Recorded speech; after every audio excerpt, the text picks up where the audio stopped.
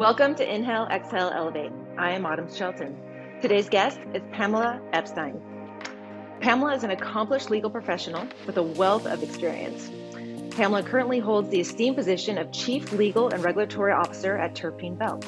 In this pivotal role, she spearheads a dynamic team responsible for a diverse range of functions, including legal oversight, domestic and international governmental affairs, compliance, licensing, corporate stewardship, and corporate governance. Her unwavering dedication is focused on driving solutions that align with the company's strategic priorities while safeguarding Terpene Belt, its customers, and the broader cannabinoid industry. Welcome to Inhale, Exhale, Elevate podcast. I am Autumn Shelton. This is a podcast hosted from our Santa Barbara Coast family cannabis farm to help keep your feet on the ground and your head in the sky. Autumn Brands and our female founders have a message that goes beyond just flowers. Learn about how our two families created a booming cannabis company that is leading the industry towards cleaner and more sustainable cannabis production. We aspire to move beyond strictly cannabis to help plant medicine lose the stoner stigma as we talk about all things holistic health. Welcome, Pamela. Thank you for having me, Autumn. This is so fun. That's quite a lot of hats you're wearing there, I see. You must be quite busy. You know, it sounds like so much more when I hear it. I'm like, yeah, no, that's what I do every day. I really just put out fires and try to keep myself and everybody else calm as everything changes by the minute is pretty much. Well, you travel everywhere as well. You're always on the road. It's hard to catch you back at home. Just got back from, I think, the two most polarizing places in the U.S. I was in Deadwood, California, or Deadwood, South Dakota, and then Longboat Key, Florida. Neither of which are easy to get to oh my gosh. From California, but harder to get to from each other.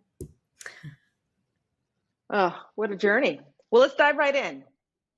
Can you briefly explain the Farm Bill, when hemp was legalized, what the intended regulation was for, and the intoxicating hemp loophole that came out of it? Of course. So the Farm Bill was never something that was anywhere in my lane of view until 2018. I think that is for most people. So basically the Farm Bill governs, it's a large omnibus package that governs everything from farming subsidies to food stamps. So it's just a very large piece of omnibus legislation that the agricultural committees of the House and the Senate are supposed to reauthorize every 5 years since 1933. They do that sometimes between 5 and 7 since we're in a reauthorization period now. How we got to hemp. In 2014, there was a pilot program. And then in 2018, we have the definition that we've been working under all this time until today. Now, why was this done? It was because, and Mitch McConnell is often coined the father of hemp, and that was, we had fallowing tobacco fields in Kentucky, and they needed to do something with that land. And like an original cash crop that tobacco was, so was hemp. And so they were returning to that, and they were giving them yet another farming crop to put in the ground. And hemp re-aerates soil, right? It is, cannabis does that. It's just a really good agricultural crop, and it can grow almost anywhere. It's why we call it weed, right? It grows like a weed. And so that was really done with the best of intentions. And we called it industrial hemp because if you've ever heard the phrase rope, not dope, right? That was the slogan that carried the day for hemp. And when you think about the Farm Bill, I like to think about being in the farm gate, out of the farm gate. Look at something like garlic. Garlic, when it's in the ground, when it's a whole bulb, or when it's light processed into individual cloves, all in the farm gate. Once that garlic becomes powdered, minced, paste, anything like that, that's what's called outside of the farm gate. And that's typically where FDA comes in and picks up the ball, right? So if you look at it like from that continuum, cannabis and cannabis flower is light and it's airy. So in 2018, when they said hemp is cannabis sativa L with not more than 0.3% tetrahydrocannabinol for all extracts, all derivatives, all cannabinoids, all. They were really looking at the flower. Flower, it's light, it's airy. It's going to weigh the same thing every time. And within the farm gate, they gave USDA regulatory authority, USDA graded regulations. Anybody that cultivates hemp in the country is doing so pursuant to an approved state plan or under the auspice of the USDA. And what really happened was CBD got out there. We then had Epidiolex. You still had the issue with Epidiolex and FDA. Can you explain what Epidiolex is real quick, just for the listener? Sorry. Epidiolex is the CBD drug that was approved by FDA. So we have this little sticky wicket where we in this country say that you cannot put drugs in food. Seems like a relatively good concept, right? You are drug excluded. And that creates some issues between THC, which is Marinol, and Salivex, that are synthetic versions of THC Delta 9 that have FDA status, and also this new pharmaceutical drug called Epidiolex. And so that meant that ordinarily you're not going to put those two things together. In the meantime, you had a robust CBD market. You started to see some relaxing there. And then like a hockey puck in 2020, when we all went into the pandemic, it kind of gave people a lot of time, a lot of innovative spirit, and knowing that working in cannabis was, I don't know, what should we use the word? Burdensome and difficult, that there was this whole new environment that was really opening up and showing people where the excitement was and the demand was. And when you put those things together, demand, innovation, time, garage chemistry, right? Nothing but time. You saw people starting to play around with the plant. And then they had the test case of Delta 8. So that's what gets you to what is affectionately been coined the loophole. There was a little bit of dope in all that rope, right? And we started to really focus in on that one aspect that wasn't really the origin story of hemp. Now, just because something wasn't the origin story doesn't mean it doesn't have a place, doesn't mean it's not important in the lexicon of the cannabinoid era, right? It just means that that wasn't the basis of intentions. Because why would Congress deschedule something that they were leaving on Schedule 1? Right. That I'm not going to say that Congress was playing that fast and loose, right? So what we do know is they wanted to have true industrial applications and CBD. What that loophole does is when you have an escalating weight-based function, we in this country weigh food in grams and we express cannabis concentration in milligrams. So that's 1 to 1,000. So if you take something that is a heavy manufactured product and you say an average chocolate bar weighs 50 grams, that means that under the current definition, outside of the proverbial farm gate, you can have 150 milligrams regulated by just 1 out of 100 different cannabinoids that exist naturally in the plant. That was going to lead to a sticky wicket situation that we currently have. So that's basically like the foundations of how we got to here. What are some of the first companies that really came out the gate with these hemp THC products? And was this really 2020 or was it really 2021, 2022? Or just kind of a gradual grow? In 2020, this is where Delta 8 comes in, right? They tested the water. People started selling Delta 8 first because it was light touch Delta 9. It was less intoxicating by like 25%. It also didn't have the word Delta 9 in it. You had some companies with fun names like Trojan Horse CBD, right? Like clever wordplay. Which is fine because look, where there is ambiguity, there is also innovation. It's just that we got a little head over skis, and instead of pulling back and sensibly regulating, it was like a juggernaut that took off and nobody knew what to do because everybody last year, I was just like saying, last year, I remember you're like, Autumn, this is a problem. We have a problem. And you were, well, you weren't just saying it to me. You were saying it to everybody, and everybody's like, what? I don't think it's a big problem. And then all of a sudden, everybody got it now. It was like, It kind of boom. blew up. And Yeah. it was because, well, what happened? Like I said, Delta 8 happened and it started small and then it kept escalating and escalating, right? And then they started to do Delta 9. Then we had the alphabet soup explosion of just new and novel cannabinoids where people would innovate something day one, put it into market day two, and it left the FDA and Congress kind of scrambling about where was their jurisdictional authorities, what should they do, what were these programs. I think you saw Minnesota, which is now like the future, right? Who knew Fully that you would go embraced to it. Minnesota to see the Yeah. progressive future of cannabinoids? But I think when that bill first passed, there were a lot of people who said, what? I didn't know we did that. We did that for hemp. But they had cracked the egg. You couldn't put the egg back in the shell, right? Yeah. You couldn't put the tooth Yeah. back in the toothpaste. They just sort of iterated and put good guardrails around.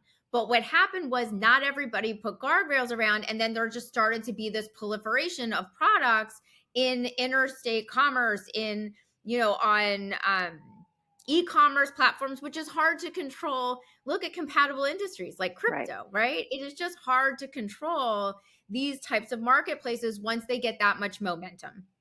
Right. And I think that consumers started to become more familiar with THC and CBD, or with THC and Delta 9, that then they were looking for more outlets. Because what did COVID also do? Trained people to want things delivered to them, right?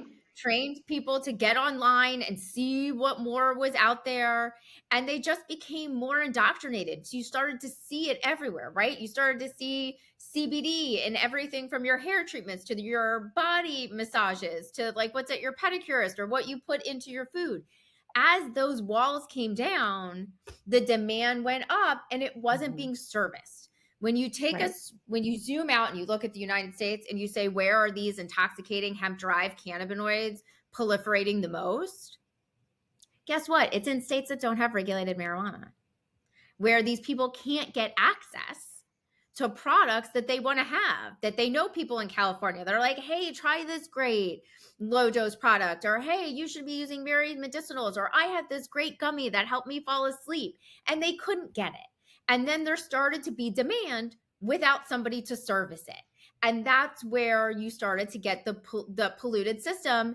Also, cognitive dissonance. You know what's easier for a state of Tennessee to approve? An adult use hemp program, because it's not the word marijuana, which is rather doesn't have the stigma, right? Who have worked so hard to be in this regulated market. I mean, but it's so confusing for the consumer. Like, I have a friend in New York and she's like, can you just ship me your new gummies? And I said, no, I can't ship you my new gummies. I can't leave California. And she goes, well, I get THC gummies from Colorado. They ship it to me. Why can't you? And I'm like, because those are hemp. And that's legal. But we can't ship across state line. Yeah, the consumer is really the one that's losing here. Yeah. Right. And the credibility of the whole, because you're judged by your weakest link. And I think those in regulated cannabis understand that the most, right? Because we're not just judged by our weakest link. We're judged by the weakest link in the illicit market. We're judged by the weakest link in the rogue market, which is this quasi-legal area of hemp. And at the same time, hemp is federally legal. It's not a controlled one substance. But as a federally legal product, it is actually required to meet other federal standards like the Food, Drug, and Cosmetic Act. No cannabinoid currently has GRAS, generally recognized as safe, which everything that you eat in a day has to have a GRAS designation or a new dietary ingredient designation. These are active ingredients in food products. It's so how are they allowed to be sold then in retail stores? Why are retail stores selling them? They're not. It's because there's a devoid of enforcement. And when you look at enforcement, what is oftentimes not truly understood and what is really unfortunate is both enforcement actions follow harm. Because look at us in cannabis as a good example. our licenses are worth so much, right? You've put so much time, money, and energy into the privilege to sell cannabinoid products. Yeah. If somebody was going to come in and enforce on you, you want to make sure that they have a credible case to enforce. Otherwise, you are going to sue them and you're going to say you didn't do your diligence. So it's really hard. And we're starting to see more enforcement. I mean, I wish FDA would do a little bit more than enforce when people make bad label claims or are misrepresenting. But that's what it is it takes a long time to formulate that case, especially when there's some ambiguity. Words matter. Words have never been more important than how they are used in federal statutes. And I think that what we see with the proliferation of court cases all across the country around this particular issue is we need more clarity. So these products are out there. What I hate about this hemp loophole so much is that it's undermined the regulated market and how hard we have all worked to be in there. And then especially for those states that were one of the first ones, like California, that are struggling to survive. But what I love about it is that it's normalizing cannabinoids. It's normalizing THC. And so I love the future of where I hope that takes us. But it needs to be done right, and it needs to be done fair for those that are growing cannabis as well under a regulated market. And there needs to be, there needs to be a parity here between the two and no longer separated. Yeah, they need to. I was at the Constitution Center in Philadelphia speaking about all the traveling. And I was standing in front of the old Constitutional Convention where they had the snake that was broken up into the different states and it said join or die. And that was the conundrum of the Constitutional Convention, right? They didn't want to be anchored to Britain. There was this new republic, and what was it going to do? And there were certain issues that they couldn't deal with at the time, right? Slavery was a big one. The southern states had it, the northern states didn't, but they couldn't deal with that. But what they did know was they were stronger together. And in order to advance what became America, they had to put aside some of those differences and unite, or they would have been defeated, right? It wasn't going to be the great state of the United States of Pennsylvania or the United States of South Carolina. It was going to be the United States of America. And so, like, as I was staring at that image, I was thinking to myself, this is exactly what hemp and cannabis are, right? It's unite, regulate, or die. Because let us not forget, as much as there is demand, as much as people are shouting from the rooftops, excited to have cannabinoids in their lives, there are oppositionists. And that's what we're going to see with the conversation on rescheduling and SAM and smart approaches again for marijuana, which really should be smart approaches against marijuana if you want to use that A correctly. But they'll use our weakest links against us. And that is when you look at the abuse data. Once we started to have regulated cannabis, we had a huge downturn in, children, youth getting a hold of these products. There was less abuse. There was more education. And then yet around the same time, 21 to 22, we have this hockey puck that's going back up. Right. We are going to be judged collectively. Hemp exists in large part because cannabis was the pioneer. It blazed the trail. It did all of the work of normalization. What we don't want to do is have some bad actors revert us all the way back. Because I know a lot of people talk about the Miller Amendment. So in going through the new iteration of the Farm Bill through the reauthorization period, there are markups that both the House and the Senate provide, House and Senate agricultural committees. All we've done in this reiteration of the Farm Bill so far is get the House version of the markup. And the marked up version of the House's Farm Bill includes what was affectionately known as the Mary Miller Amendment. The Mary Miller Amendment literally sets the clock all the way back to what they believe the intention of the Farm Bill was, which was rope, not dope. Now, we don't want to regress. We want to progress, move forward. Right. But we want to have guardrails. You know what I love the most? Phytocannabinoids. Things that this beautiful, amazing cannabis plant naturally provides. Things that humans have been interacting with thousands of years when they've been consuming cannabis, right? What are phytocannabinoids? What's an Naturally occurring example? cannabis. Okay. Delta-9, CBD, even CBN. Where you start to get kind of tricky is there's certain cannabinoids, and one of my personal favorite is CBN, right? How do you, Yeah. the one that Helps you helps you sleep. relax, sleep, Mm-hmm. promote sleep, all Mm-hmm. of that. That is what we call semi-synthetic. So that requires you taking CBD and then synthesizing that CBD, speeding up what the plant naturally goes through, or its natural synthesis. You're speeding that degradation up so that CBN cannabinoid can be made stable and can be commercially viable. It's also Delta 8, doesn't exist in high quantities in the plant. It's part of the plant's natural degradation, so the plant naturally throws it off. You have to speed up that process, and generally you do that from CBD based material. So even in regulated cannabis, when you're consuming CBN, that CBN has been light touch processed. Doesn't What about have any CBC, CBG? Those are the two CBC and other kind of big CBG ones. can be sourced naturally and commercial viability in the plant. Okay. So they're all a little bit different, but this is where the education comes in, and the Mm-hmm. discourse about learning about this amazing plant that is basically the Mm-hmm. giving tree. We could feast for years on what the plant naturally can give. What happened in hemp, where we went a little awry, is we started to innovate and discover these new and novel cannabinoids that don't exist in the plant. And then because they were taking CBD as base material and making a conversion, a derivative of a derivative of a derivative, Mm-hmm. you were getting things like THCJD or THCP, which can be 33 times stronger at its binding affinity to the consumer. So that means you have 1 milligram of THCP. It's like having 32 extra milligrams of Delta 9 THC. And And a that's where psychoactive and it's sensation. psychoactive. That's where you started to see people have adverse event reactions. Really, that's where it got us off the rails about having a positive conversation into having these conversations of it's synthetic, it's not naturally occurring.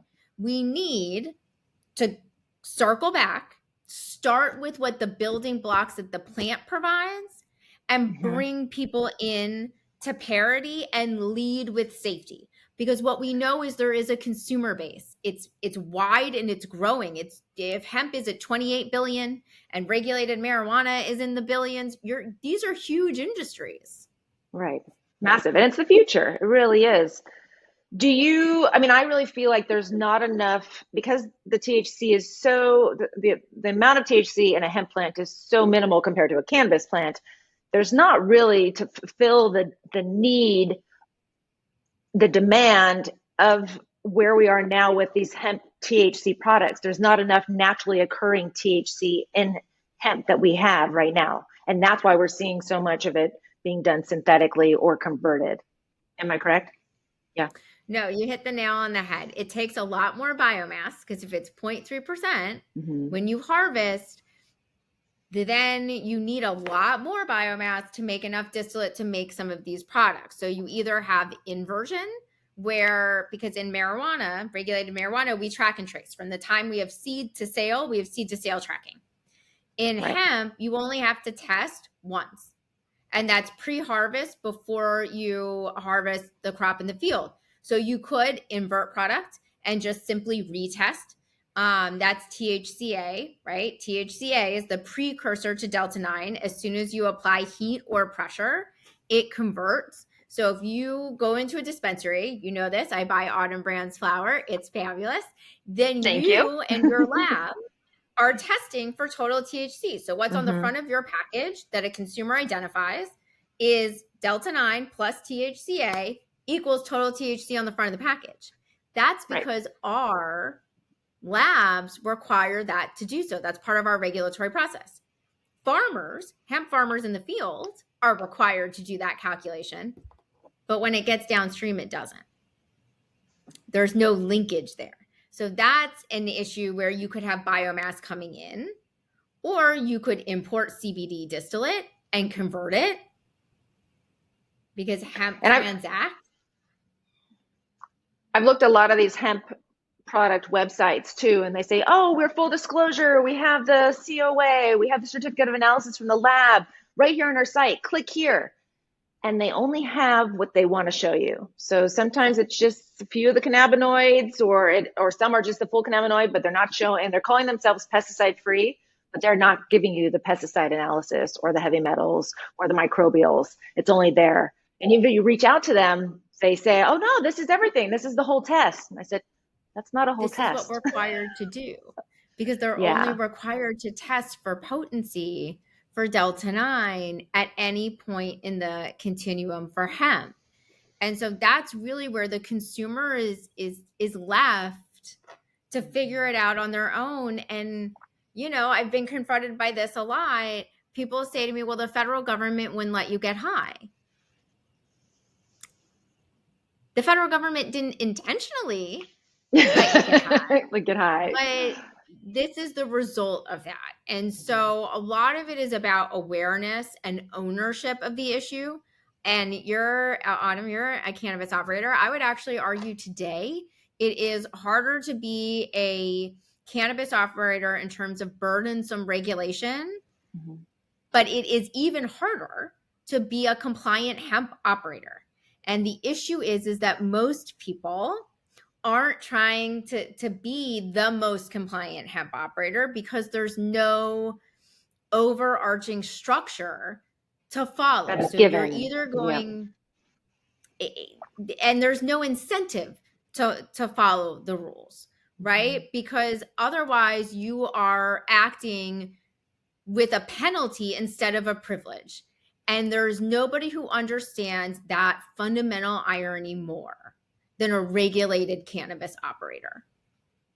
And I feel like that's why a lot of the regulated cannabis brands that have gone into hemp as well, a lot of them are doing it right, where you have a lot of the ones that, you know, are not the good actors.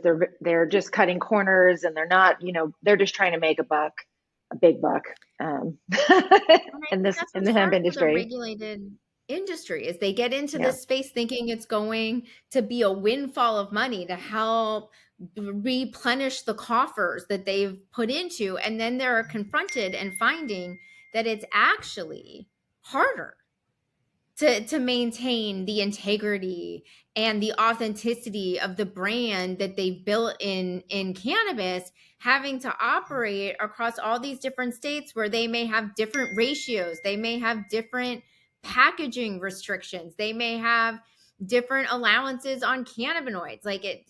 Standardization is a gift of healthy competition, right? Where Coke wouldn't be Coke without Pepsi.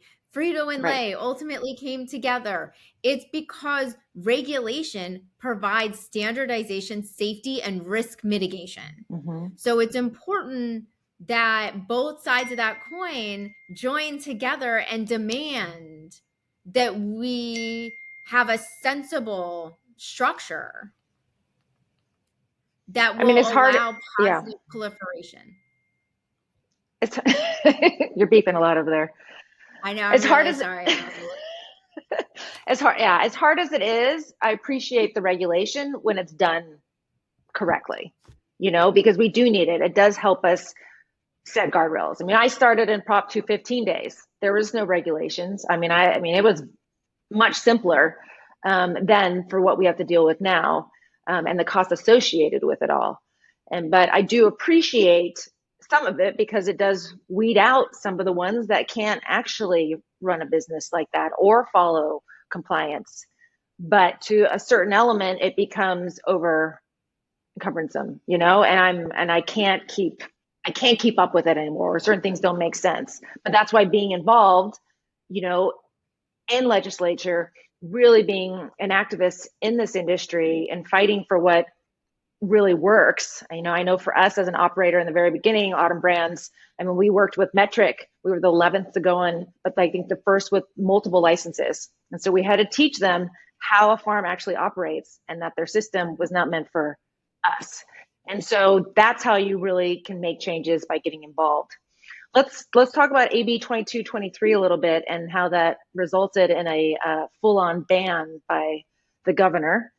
You know, we worked really hard on, well, it was AB 5. I'm forgetting now. AB 5. 2220, it was 45, AB 45. 45, thank you. And then we had 420, and then we had 2223, and before that we had 226. So California has been dealing with this hemp conundrum for, I think, 5 legislative cycles. Wow. Wild, right? It wasn't just a tiptoe into the pond here. We've really been at this a while. And I think that 2223 and the way that it went down is important. The overcorrection happens when you don't show up with integrity, right? Mm-hmm. Like, I'm all for intoxicating hemp cannabinoids. They are as the tip of the spear to get more access. You know why patients and veterans found hemp? Because they couldn't find enough access, and because one of the original sins of cannabis was taxing and only giving a reduction to sales and use tax to the entire medical program upon which we built our adult use program. So I fundamentally agree that we can do better. But in doing better, we have to be honest on how we got there, right? We don't just continue to allow a system that's cannibalizing each other to happen in the state. We're not Minnesota. We didn't have a new program where we were coming online first. We have a lot of cannabis pioneers who trailblazed and are bruised and bloody from like a really long and ongoing battle. So to come Decades. in and say, I want to sell the exact same product. Oh, and this product doesn't sell in your dispensary, but I'm going to proliferate it and sell it everywhere, made enemies out of two sides of the same coin. Right. And then when those products started to make their way into schools, you were getting the wrong kind of attention. So it was an overcorrection because we weren't coming to the table as a united industry saying, okay, let's figure this out. Let's give a little to get more. It was more of a, well, I want to continue to sell this. And if you don't do that, you're going to put all these people out of business. I remember sitting in a meeting in Sacramento, and I looked at somebody who said that to me, like, we have to have these really strong considerations. There's all of these people that are going to lose their jobs. And look, I don't want anybody who's putting good quality products out there to lose their jobs. But I'm going to take us back. I'm going to invite you to think about what was happening in 2018 and 2016 when we had the Marijuana Act, and then we've got the MRSA, and then we had MRCURSA. How many people did we put out of business? Do you remember there used to be like 1,000 milligram chocolate bars? How many SKUs overnight vanished? When we had local control and we went from having thousands of retailers to hundreds of retailers. Right. The legislature put so many people out of business.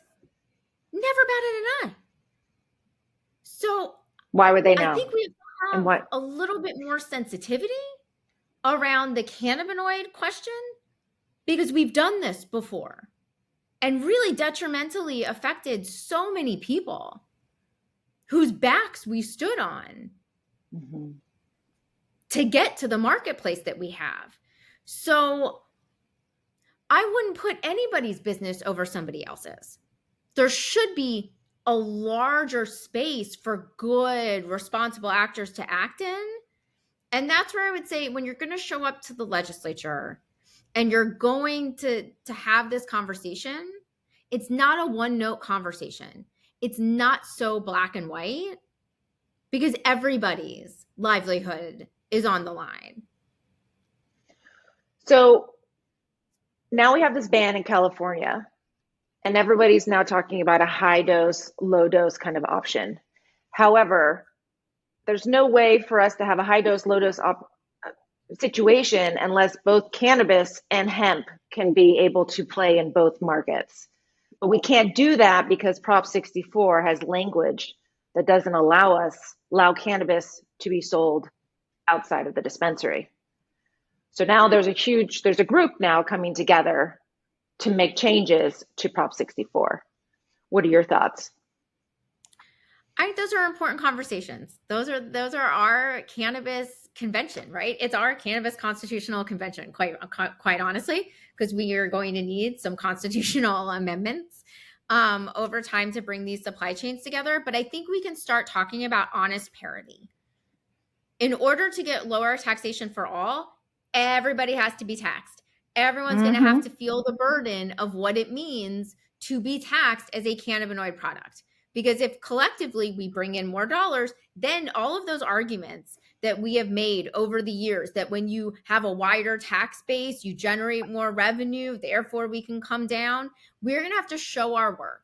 And I truly understand how upsetting that is, because we've done it, right? You and I have been in cannabis since the beginning of the medical marijuana program here. It is hard to go from no tax to being taxed. So if those two sides could come together and figure out what that looks like, and we say, hey, yes, we're all going to be taxed at this rate, but if we bring in enough tax dollars in tranches, we want to eventually be taxed at 5%, because you're still going to be making the same amount of money, state of California.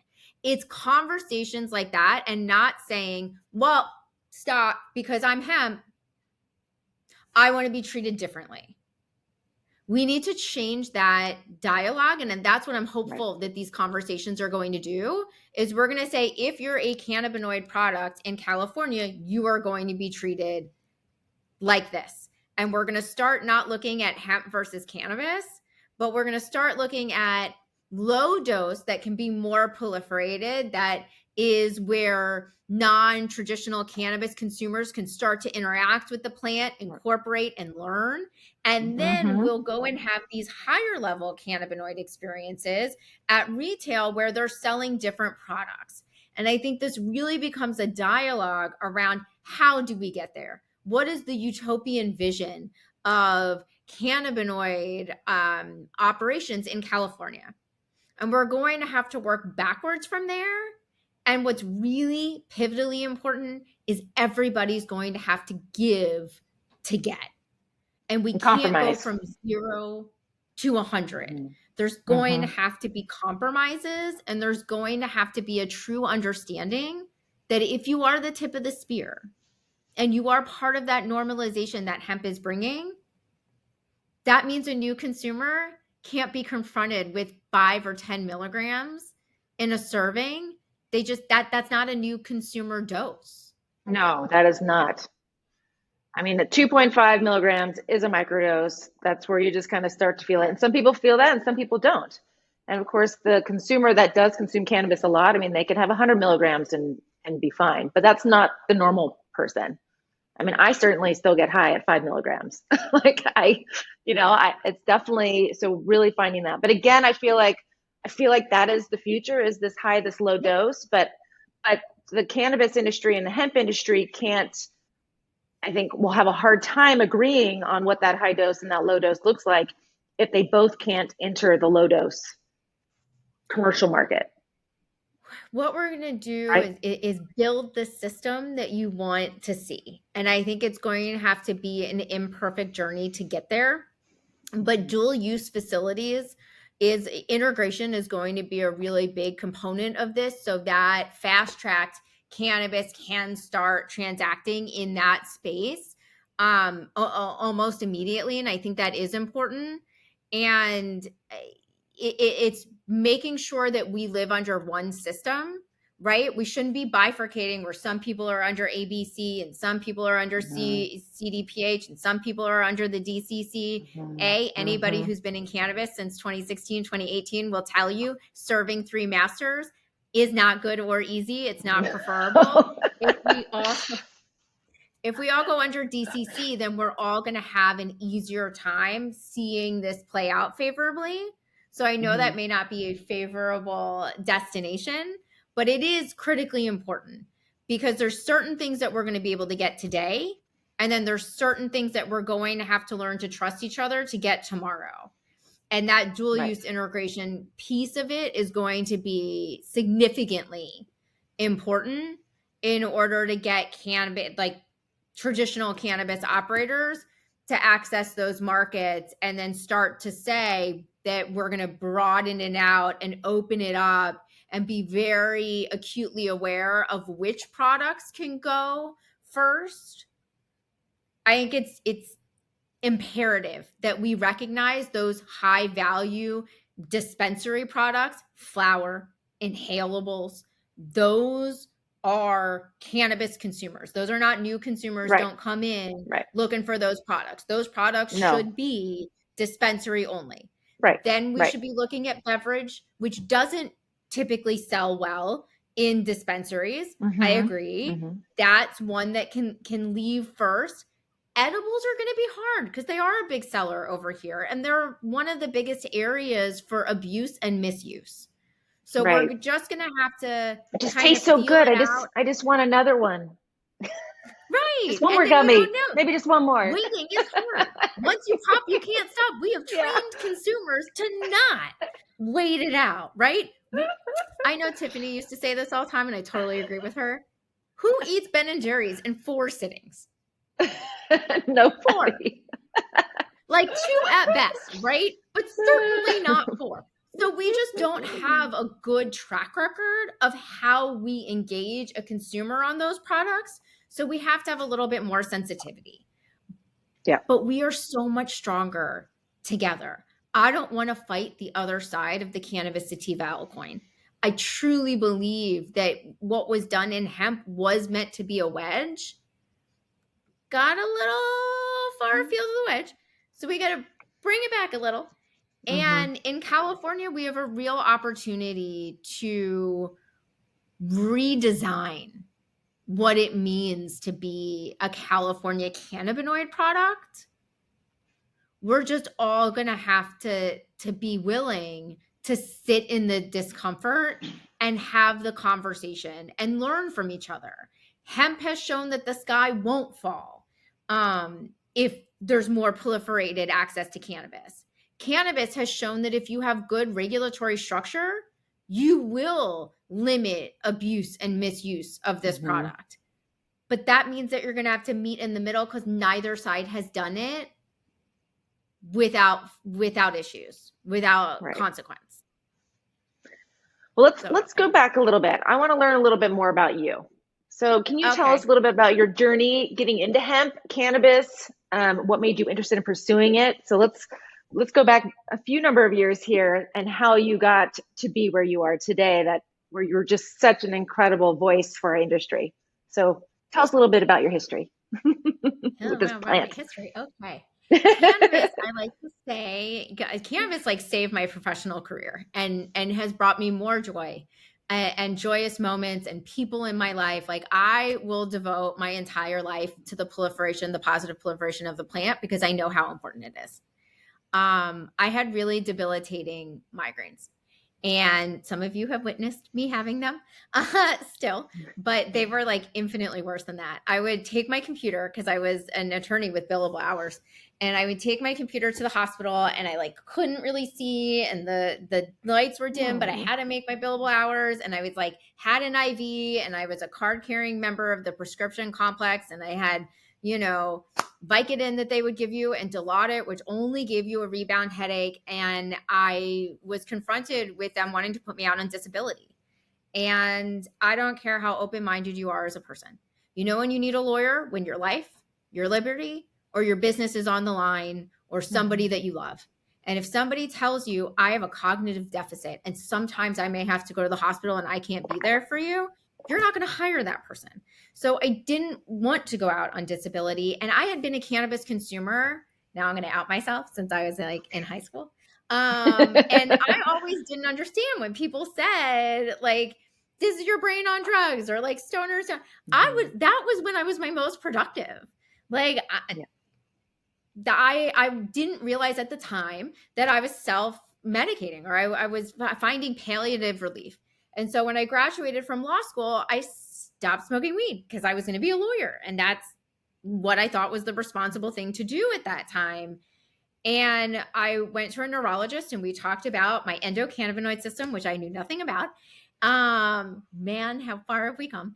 And Spark was my original dispensary, and I would go in there and I was voracious for information. I mean, I love the deli style. I wish we could bring that back. Like your face in a bag full of weed is amazing.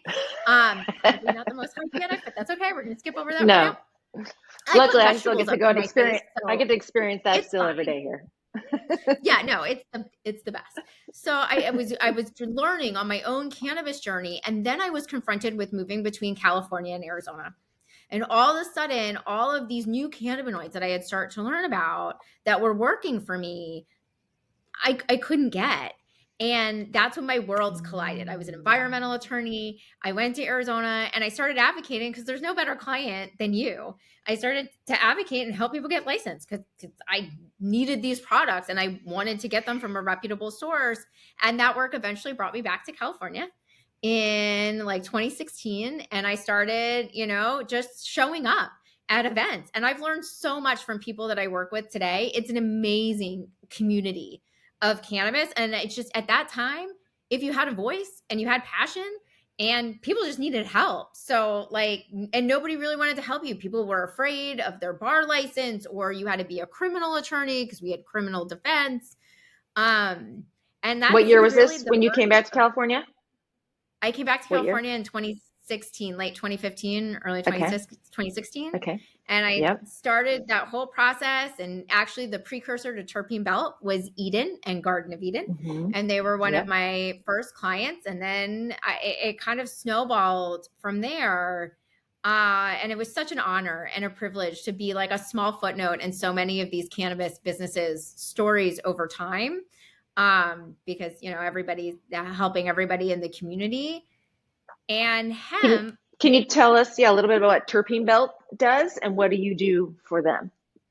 Yeah. So Terpene Belt, Garden of Eden is one of the oldest dispensaries in California. They were fully licensed in 2003. And part of our team's ethos was always providing the highest quality products because we really had patience, right? All of the anchor dispensaries, the legacy dispensaries, they all really had patient communities. So they really fundamentally understood the gravity of providing these products.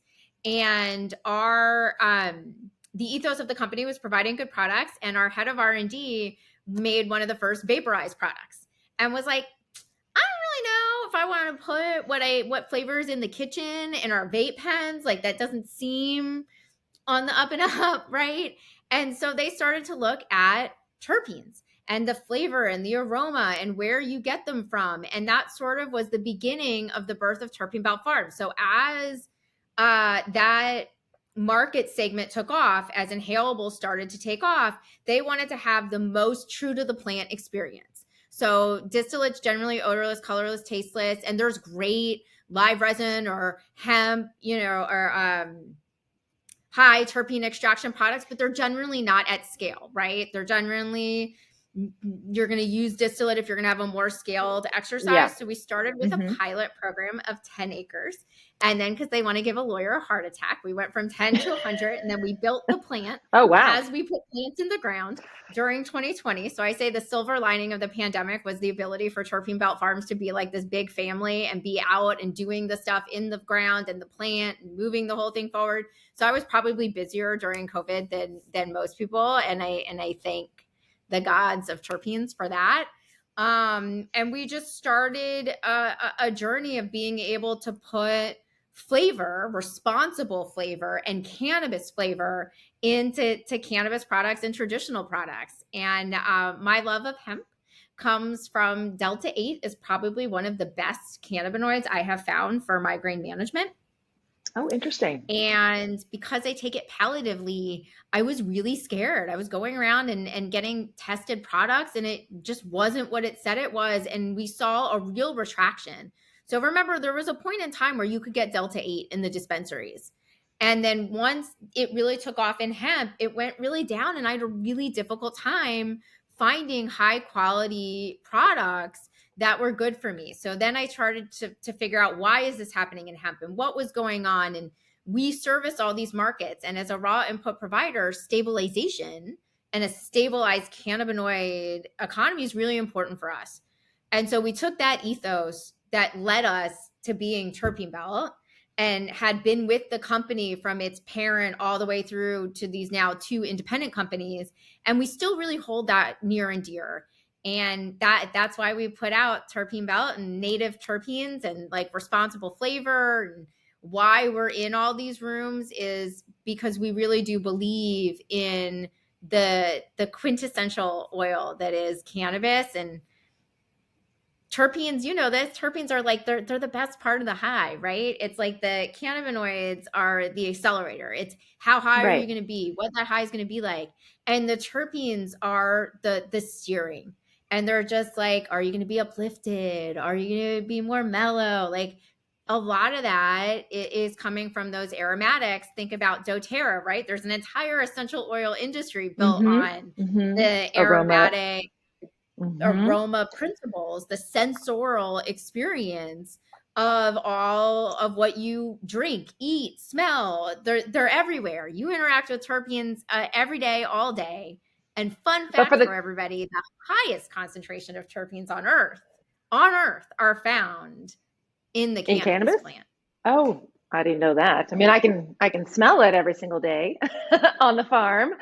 But I think that's been the hardest part about the consumer education, right? As everyone has been so focused on the THC and the THC number getting higher and higher and higher, and not focused on the terpenes or all the other compounds in the cannabis plant, the esters and everything else, because it is really made up of so many incredible things, So I love what you're doing. I love that you're taking the next step towards what I feel like the future is of the consumer really understanding how incredible this plant is, and how we're going to be able to really utilize it for different medical conditions or for uplifting or relaxation or whatever, and understanding why certain strains work for certain people in different ways.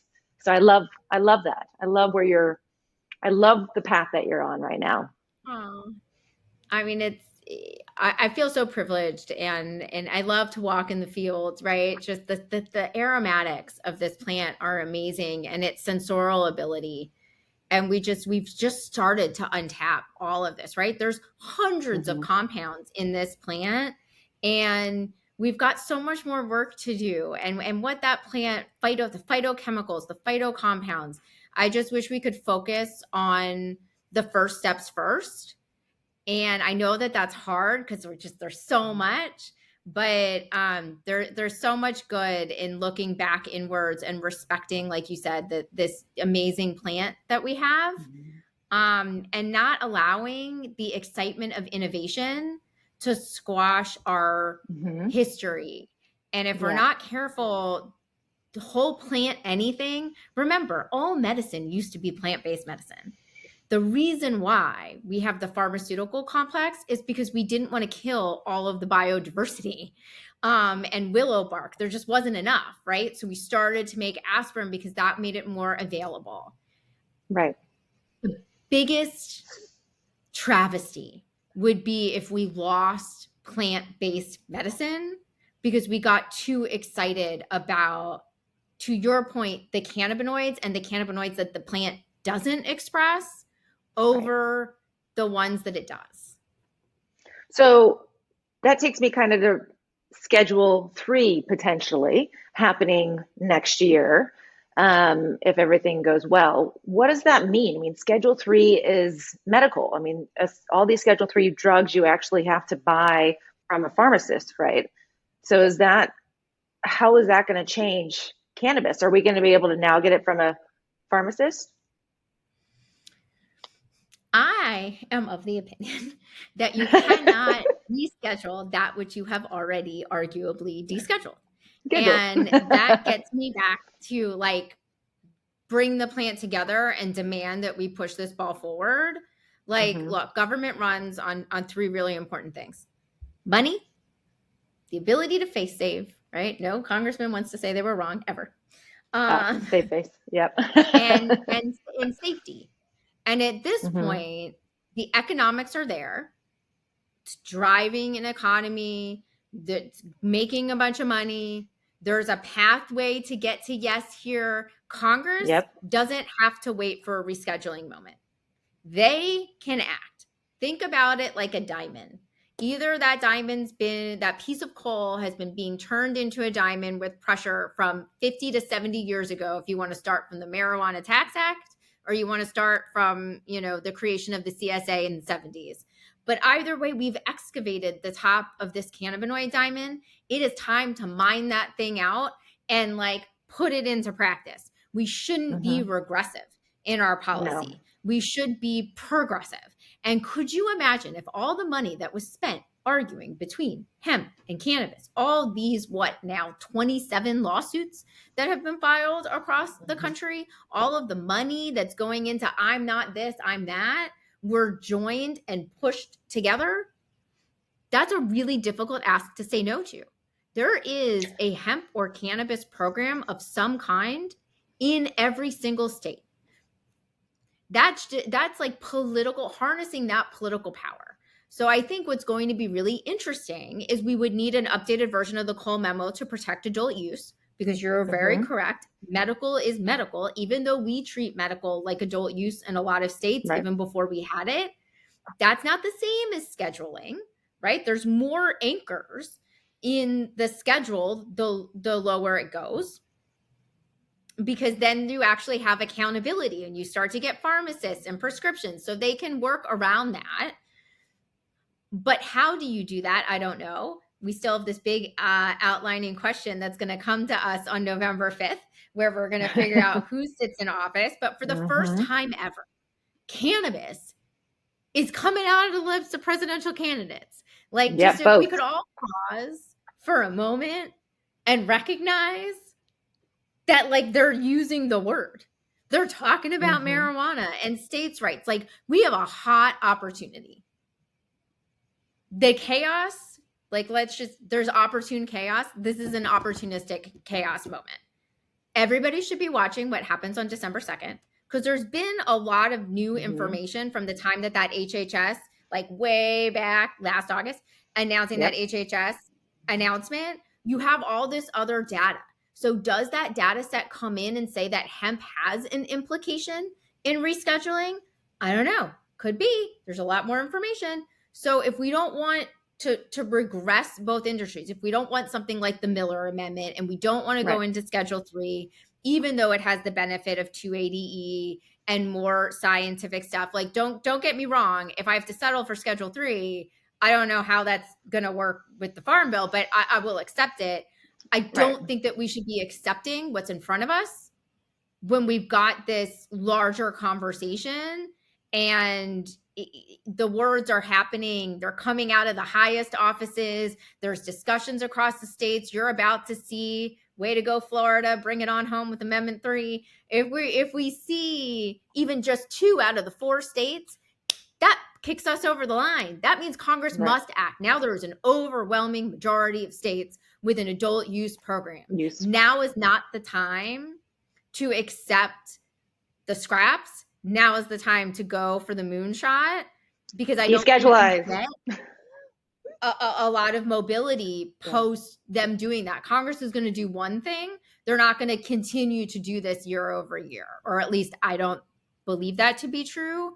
So I'd like to use the moment appropriately, and in so doing, correct one of the biggest sins of the modern marijuana moment, which is not elevating medical marijuana from adult use. Right.